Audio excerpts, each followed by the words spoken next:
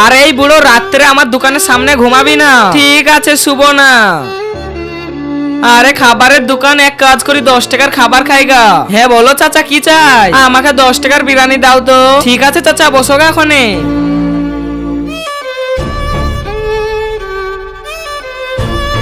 আরে এই বুড়ো আমার খাবারে নজর লাগাচ্ছে।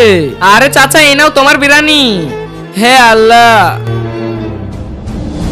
তার আগে দেখবো কে কে শয়তানকে হারিয়ে আল্লাহকে ভালোবাসে। যারা যারা আল্লাহকে ভালোবাসো তারা ভিডিওটা লাইক করে চ্যানেলটি সাবস্ক্রাইব করে দাও। আর যারা শয়তানকে ভালোবাসো তারা লাইক সাবস্ক্রাইব করার দরকার নেই, আর কমেন্টে লিখে যাও আল্লাহু আকবার।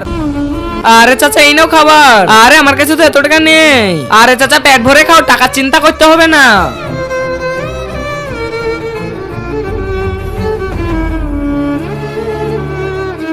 আরে চাচা পেট ভরে খেয়েছো তো?